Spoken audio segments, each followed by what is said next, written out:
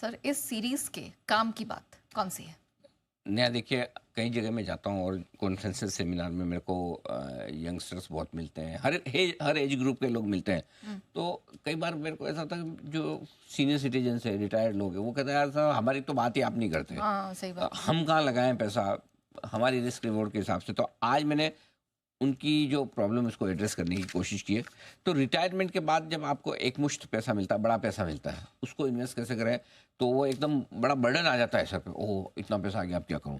तो आपको दो चीज़ समझनी है। रिटायरमेंट के बाद आपकी ज़रूरत क्या है? पहला, हर महीने आपको पैसा चाहिए खर्चे के लिए, है ना। तो रेगुलर आय की ज़रूरत है। तो अगर रेगुलर आय की ज़रूरत है, हर महीने पैसे चाहिए, तो फिर उसका इन्वेस्टमेंट भी उस तरीके से होना चाहिए। अब ध्यान से समझिएगा किस तरह से करना है। रिटायरमेंट पे आपके पास जो भी पैसा आ रहा है, दो टुकड़ों में बांटे। ओके, दो पार्ट होंगे। ठीक है।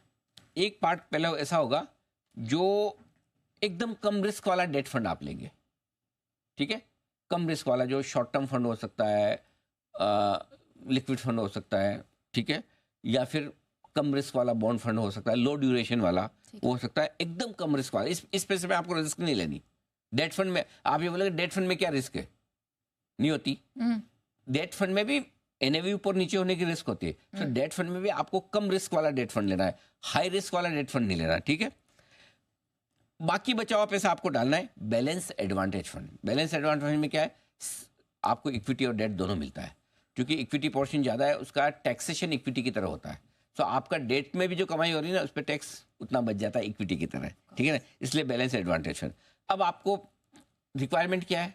हर महीने पैसा चाहिए, बिल्कुल रेगुलर चाहिए। तो कहाँ से आएगा? तो शुरुआत के 3 साल, 0 से लेकर 3 साल तक आपका पैसा आएगा उस डेट फंड से, जो लो रिस्क वाला डेट फंड आपने लिया ना, उसमें से हर महीने थोड़ा थोड़ा निकालते रहो, ठीक है। 3 साल के बाद आपको लेना है पैसा बैलेंस एडवांटेज फंड से। तो 3 साल में इक्विटी और डेट का मिक्स है, तो थोड़ा समझो आपने लाख रुपए डाला तो 1,20,30 हज़ार रुपये हो जाएगा, ठीक है। तो वहाँ पे आपका कॉर्पस बन जाएगा। तो वहाँ से आप धीरे धीरे धीरे SWP करें। SWP का मतलब क्या है? Systematic withdrawal plan. एक तो क्या होगा, 3 साल हो गया, लॉन्ग टर्म हो गया, टैक्स कम हो गया, ठीक है। दूसरा, आपका जो पैसा डाला है उस पर कमाई भी आ गई, करेक्ट। तो आप थोड़ा थोड़ा से कभी भी आधा % 1% जितना कॉर्पस है उतना ही निकाले। से सपोज आपने 1 लाख रुपए निकाले, तो कम से कम ये मान के चलो 100 महीने तो जिंदा रहूंगा।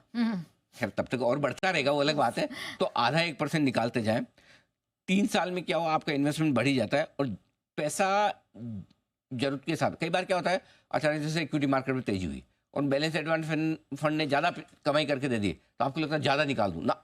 ये आपकी रिटायरमेंट प्लानिंग है, इस पर उतना ही निकाले जितनी आपकी ज़रूरत है।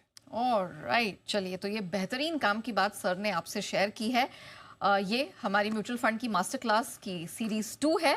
आप ज़रूर हमें बताइएगा कि आपको ये सीरीज, ये शो कैसा लगा। आप एक्स के माध्यम से, सोशल मीडिया के कितने प्लेटफॉर्म्स हैं? जो कि नेहा जी, जो हमारे दर्शक जो भी इसमें म्यूचुअल फंड की मास्टर क्लास में जानना, सुनना, समझना चाहते हैं, हम तो कोशिश ही करें कि सारी चीज़ें आए। लेकिन अगर फिर भी आपकी रिक्वायरमेंट है कि हमें ये बताइए, तो अगले शो में हम उसको इंक्लूड करेंगे। बिल्कुल। चलिए, तो बिल्कुल अपने यहाँ पर सुझाव हैं और आप क्या देखना चाहते हैं ज़रूर शेयर करिएगा।